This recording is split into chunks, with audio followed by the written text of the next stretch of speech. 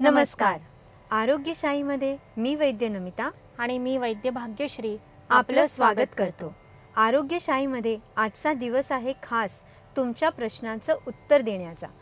स्मिता यांचा एक प्रश्न आला आहे. त्या विचारतायत, वर्टिगोवर आयुर्वेदात उपचार असतात का?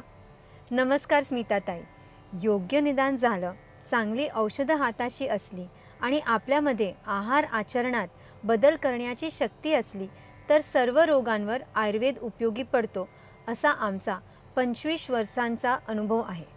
वर्टिगोच्या त्रासावरही नेमकं निदान होणं आणि त्यानुसार योग्य उपचार होणं हे गरजेचं असतं. रोज एक गोळी घेणं आणि वर्टिगो आटोक्यात ठेवणं याला काही खरा उपचार म्हणता येत नाही. मुळात आयुर्वेदाच्या दृष्टिकोनातून विचार केला तर वातपित्त दोषातील बिघाडामुळे वर्टिगो होऊ शकतो.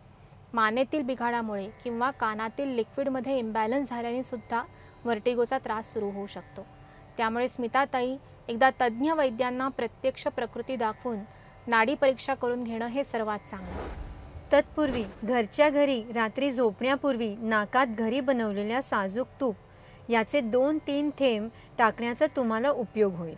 सकाळी स्नानापूर्वी आणि रात्री झोपण्यापूर्वी मानेला औषधी द्रव्यांनी संस्कारित तेल, उदाहरणार्थ नारायण तेल किंवा धन्वंतरी तेल, जिरवण्याचाही फायदा होईल. याशिवाय आठवड्यातून 2-3 वेळा पादाभ्यंग करणं, संपूर्ण अंगाला तेलाचा अभ्यंग करणं हे सुद्धा चांगलं. पोटातून काही दिवस ब्राह्मी, जटामांसी, अनंतमूळ यासारखी औषधं आणि तयार औषधांमध्ये दाडिमावलेह, कामदुधा, वैद्यांच्या सल्ल्यांनी सुवर्णसूतशेखर घेणं हे सुद्धा चांगलं. प्रेक्षक हो, तुम्हालाही जर काही प्रश्न असेल तर स्क्रीनवर स्क्रोल होणाऱ्या नंबरवर तुम्ही ते आम्हाला पाठवू शकता. आपल्या प्रश्नाचं उत्तर जाणून घेण्यासाठी पाहत रहा आरोग्यशाही, लोकशाही मराठीवर.